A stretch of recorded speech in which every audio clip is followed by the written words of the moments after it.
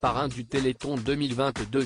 Kev Adams n'a pu s'empêcher de faire une plaisanterie un peu graveleuse lors de l'émission diffusée le 3 décembre 2022 sur France 2. Adepte des blagues parfois un peu osées et adorant faire allusion à sa vie privée ou à ses supposées conquêtes, le jeune homme à la chevelure frisée a tenté de mettre aux enchères son corps, indiquant avec humour qu'il souhaitait devenir père d'ici peu. Ainsi, juste après la prestation de Claudio Capéo qui venait de chanter son titre Riche, le comédien a déclaré « Ça m'a donné envie d'être papa. Faut que je trouve une maman rapide, parce que je suis chaud là. Ça se fait à la tombola après ?» Un peu interloqué, Nagui a souligné avec un peu de gêne ce message de disponibilité. Ne s'arrêtant pas là, Kev Adams poursuit, « Je choisirai parmi les gens qui font 3637 ce soir. »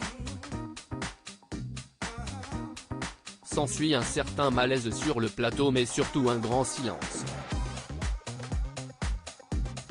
N'imaginant pas une seule seconde pouvoir se prendre un râteau, il se reprend néanmoins, « Enfin je choisirai. Attention. Il faut qu'elle me choisisse aussi. » Une délicate attention relevée par Nagui, visiblement pas fan de l'humour du jeune homme. Ça s'appelle le consentement, tu as raison. Si est important. En effet si est comme ça que ça s'appelle. Répond Kev Adams. Ça se fait à la tombola après, ajoute Sophie Davant, un peu choquée par les remarques de ce nouveau parrain. Voilà conclut-il, un peu embarrassé.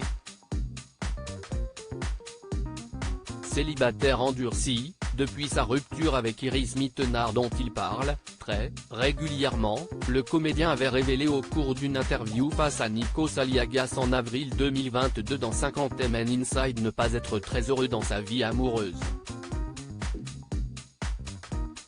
S'estimant avoir une image de très grand séducteur face au public, il confiait, dans la vision de ce que les autres pensent savoir de nous, bah il y a un côté, tout lui sourit.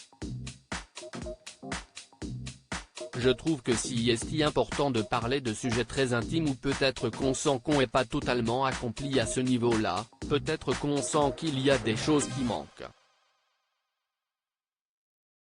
Si est ce que je ressens moi aujourd'hui dans ma vie amoureuse.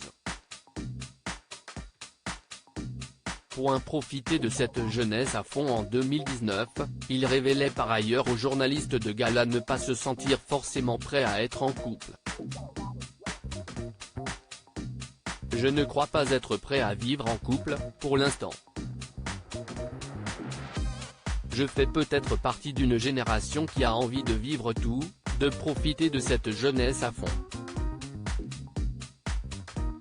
M'installer, vivre aujourd'hui avec une fille, ce serait comme rentrer dans une nouvelle phase de ma vie et je pense que ce serait prématuré, avait-il confié.